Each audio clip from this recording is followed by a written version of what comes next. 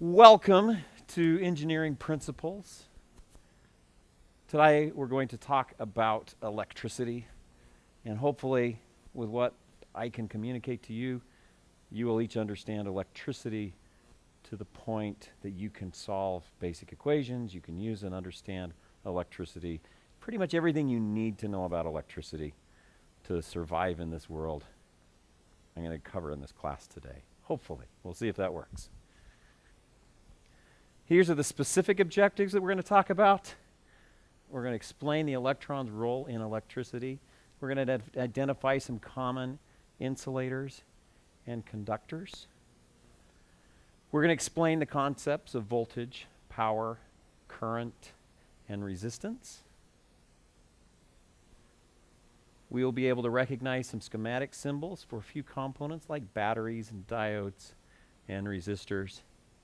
We're going to use Ohm's Law to calculate current, voltage, resistance, and we're going to use the power equation to calculate power, voltage, and current. We'll also be able to apply both of Kirchhoff's current and voltage laws to solve simple circuits. That's the goal. If you're taking this for engineering principles, you need to have some portfolio questions in your notebook. These are the portfolio questions. We need to define each of these terms, voltage, current, power, resistance. For each, I want to know common symbols and units associated with them. For example, I stands for current in amps. R stands for resistance in ohms. We'll talk about those each a little bit later. I also want you to write down the four laws introduced in this video. Ohm's Law, the power equation, Kirchhoff's voltage law, and Kirchhoff's current law. Should be able to do that by the end of this. Let's see how it works. I could sum up, I think, everything that's important to know about electricity in two simple statements. Electrons are antisocial. They hate being near each other. They will do anything to spread out as far away from any other electrons as they can. It's just the way they behave. I don't know why. The other half of it, they really like protons. An electron will do almost anything to get close to a single proton. So, with that, we can kind of talk about a Van de Graaff generator.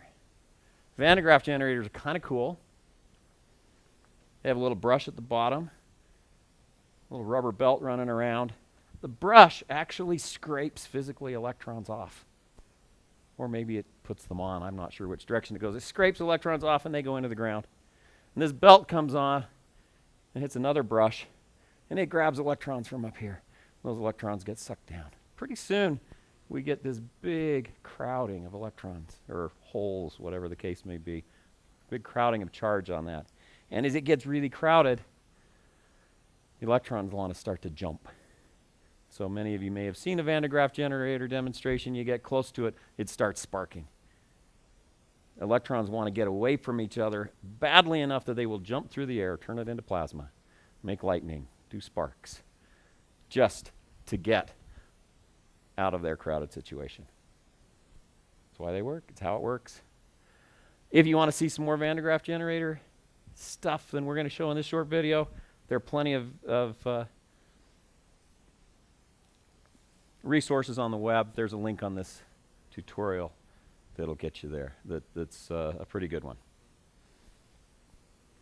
Let's talk about conductors and insulators a little bit right now. I'm going to jump you to periodic table. I hate chemistry. I struggled with chemistry, but I know just enough about chemistry to see how it works with electronics.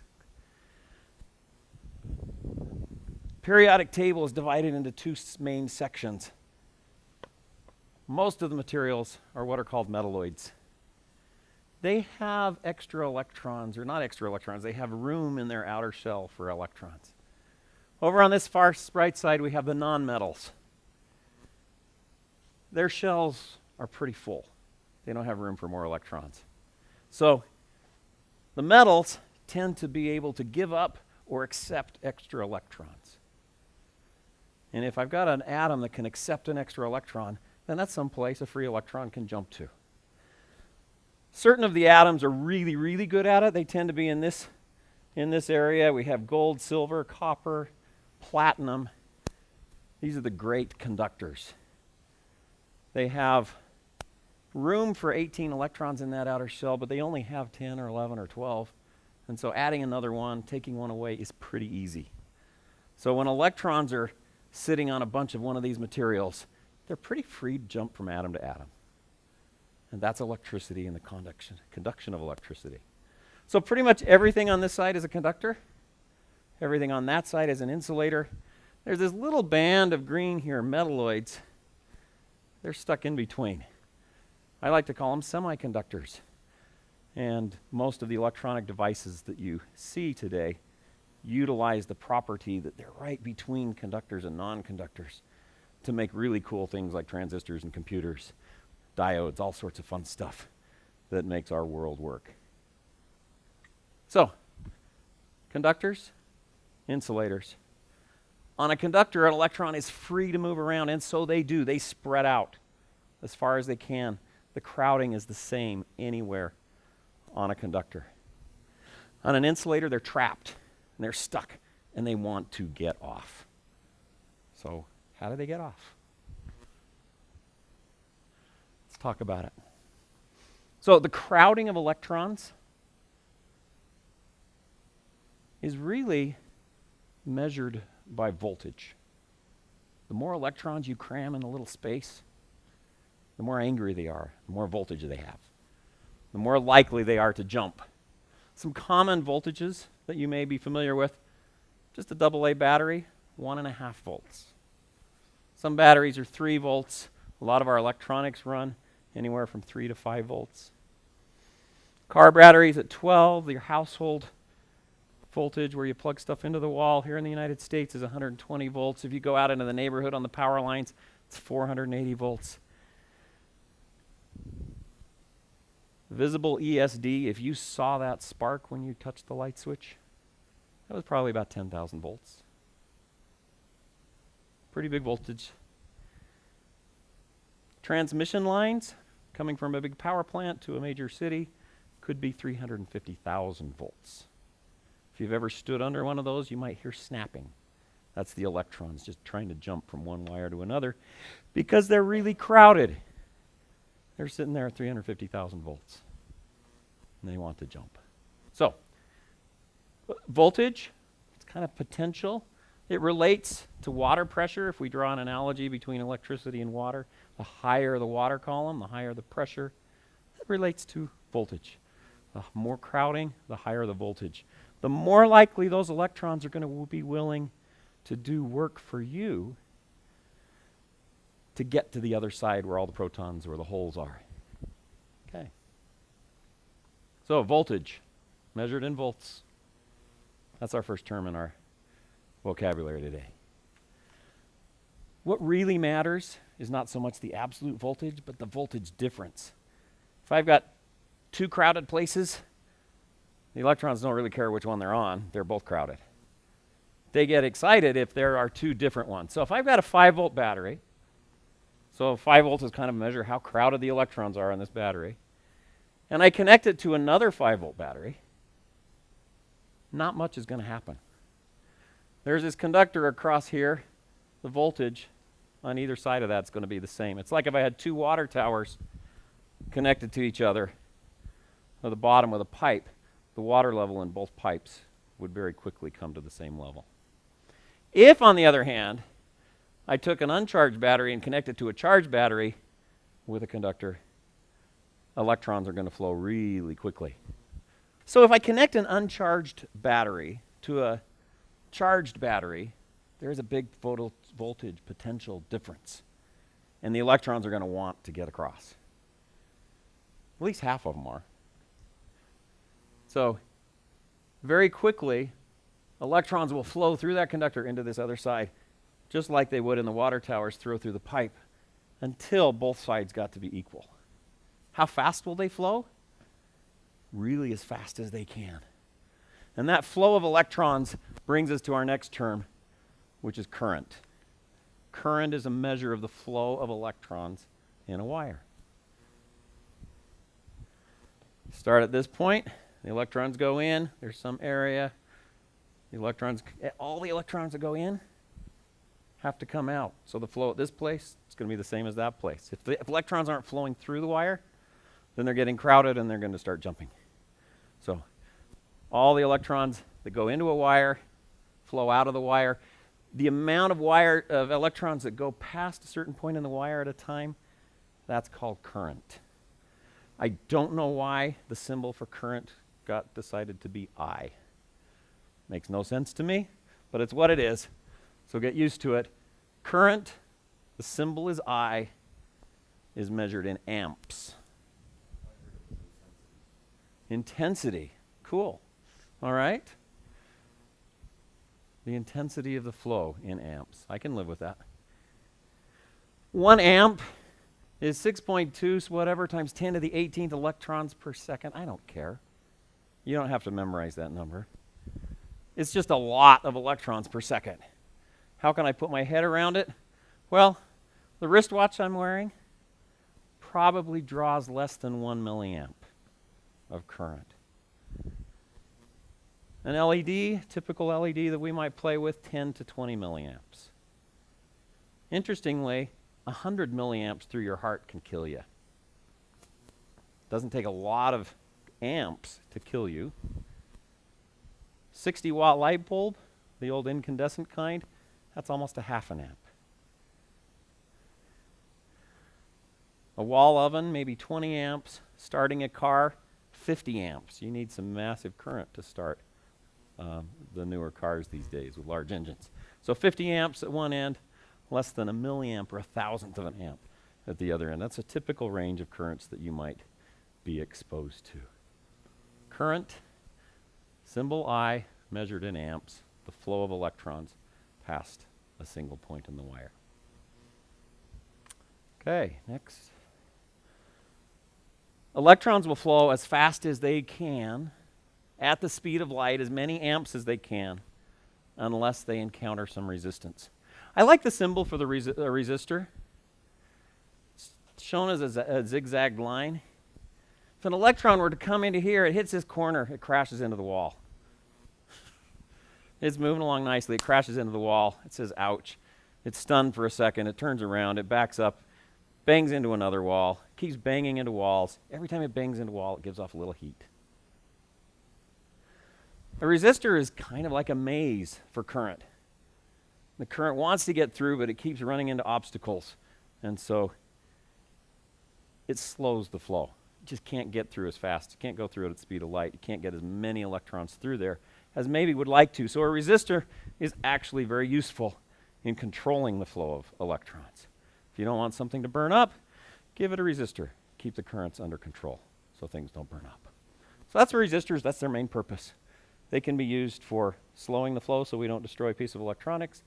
Or we can take advantage of the fact that, yes, they do give off heat.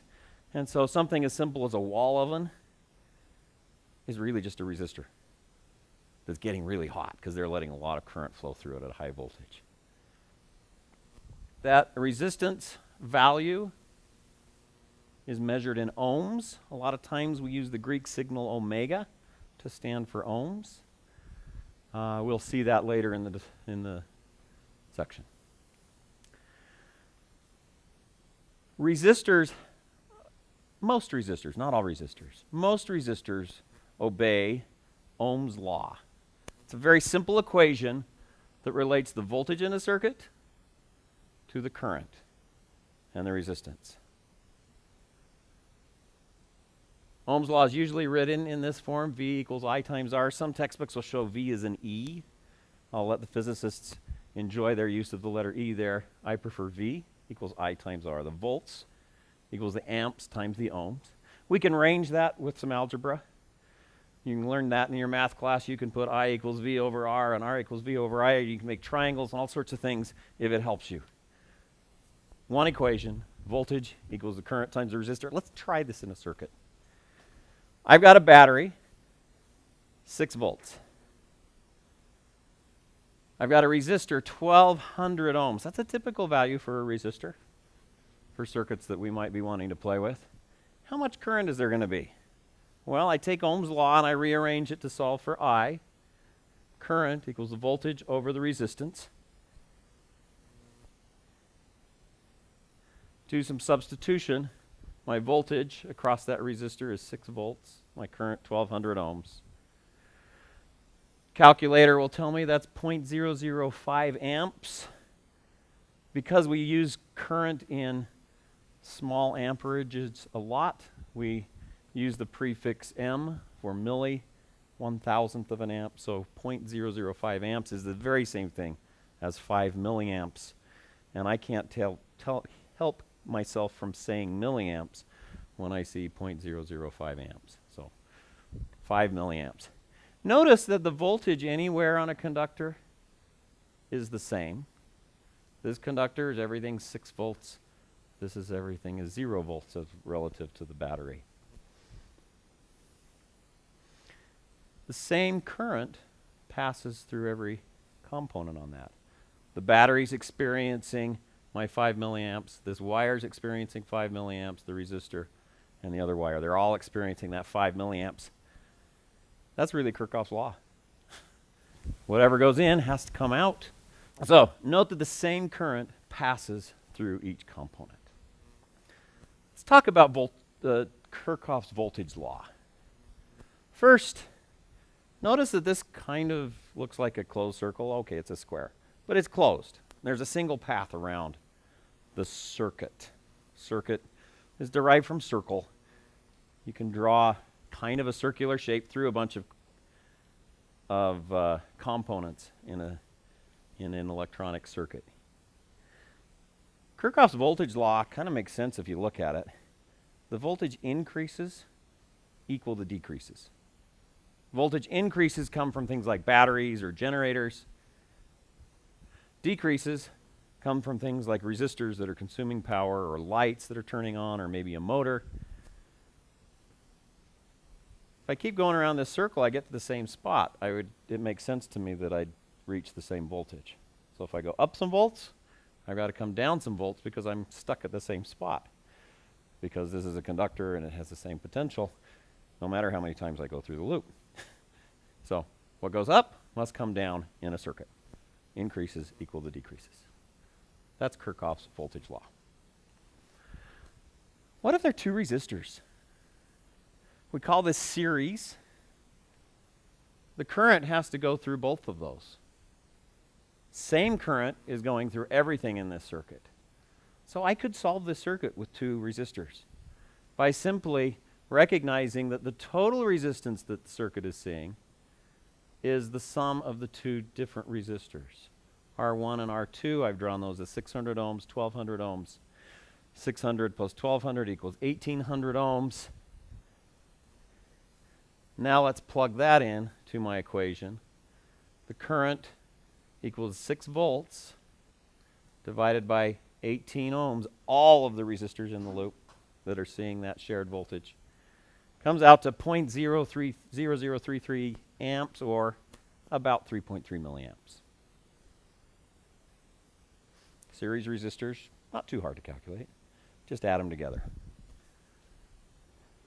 Now we're going to talk about Kirchhoff's current law. This is this second law. Pretty much we've already said it. All of the current that goes into a wire has to come out. But what if there are 2 wires?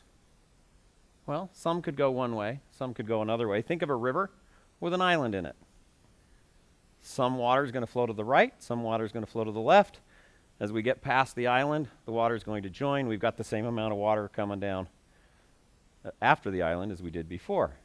So everything that went to the left plus everything that went to the right adds up to the total. The total circuit current is I equals I1 plus I2. This I is the sum of those. If I come back down here, what's the current in this leg? Well, I1 plus I2 coming in, we've got to have I coming out. With that, I could actually solve this circuit. Same circuit, set up differently. Now, I've got a problem. I've got to figure out 2 different currents. How do I do that? Well, the easiest way is to recognize, hey, this is a wire. The voltage is the same anywhere on that wire. So, the voltage is 6 volts here. It's 6 volts across the first resistor, It's 6 volts across the second resistor. I could just calculate them each separately. So, for each resistor, I equals V over R. For I1, 6 volts over 600 ohms, that's this one over here, leads me to 10 milliamps, 0.01 amps. Similar equation for this 1200 ohm resistor. I2 is the same 6 volts over 1200 ohms, half the current, 0.005 amps, or 5 milliamps.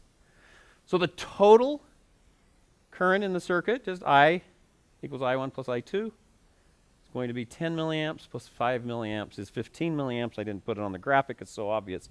You can do that in your head. Did I have to do any funky equations with the resistors to calculate that? No. I could have, but very simply apply the voltage and current laws, and we can solve this slightly more complex circuit. We've done series, we've done parallels.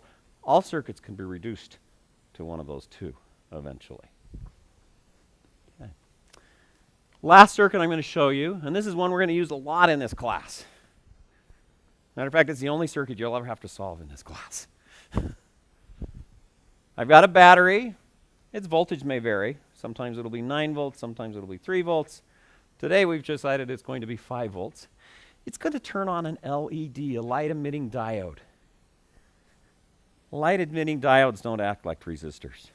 They don't obey Ohm's law. If you hook up a diode this way, it's called forward biasing it.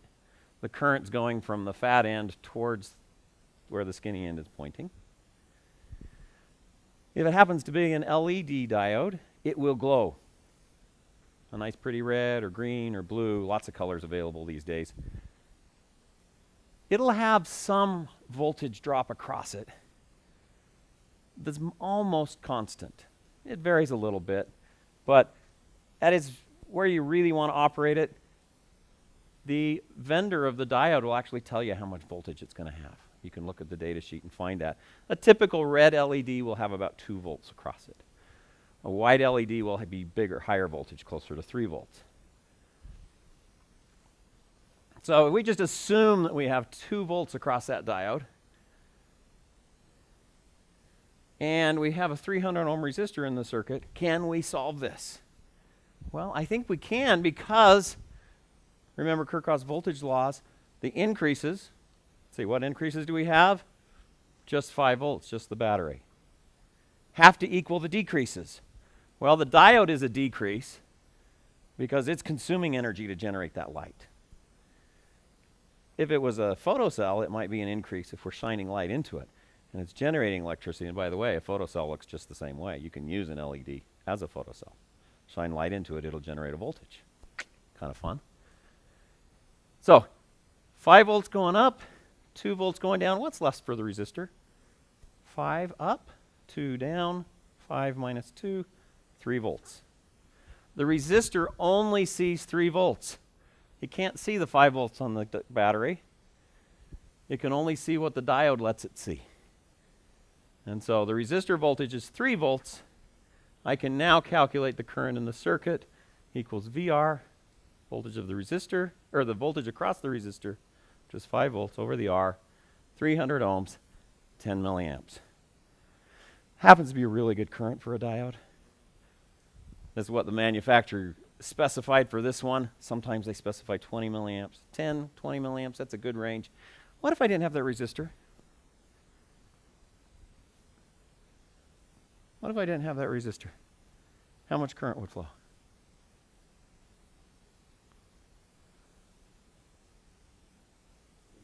Too much. Yeah, it would flow until the diode burned up or the battery gave out. One of those two things will happen if I don't have that resistor. So don't plug a diode into a battery.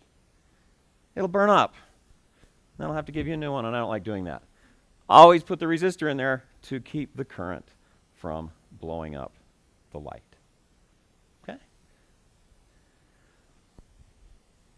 One more equation, and then I'll let you go.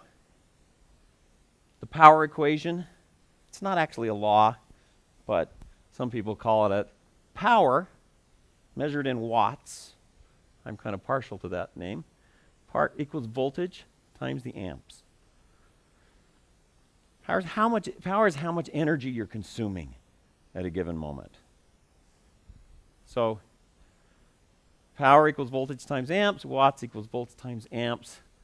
It can be rearranged just like Ohm's law can be rearranged. Let's do one simple problem with power. How much power will I be using and consuming in this resistor? Which, by the way, will tell me how hot it's going to get. Well, the power is the voltage across the resistor, 6 volts, times the current running through it, 5 milliamps, so 6 times 0.005 is 30 milliwatts. Not very much when you compare that to, say, a 60-watt light bulb or a 100-watt light bulb. But it's enough for that resistor to get a little bit warm. Simple power equation. How much power is consumed? Volts times amps. In summary, we've talked about voltage, we've talked about current, we've talked about resistance, we've talked about power. They've given you Ohm's law, the power law, and Kirchhoff's current and voltage laws, and they're all the result of electrons being antisocial. They will do anything to get away from each other, even if it means powering your computer, powering your cell phone, driving your car. Think of what you want electricity to do for you, understand how it works, and you can make it work for you. Thanks.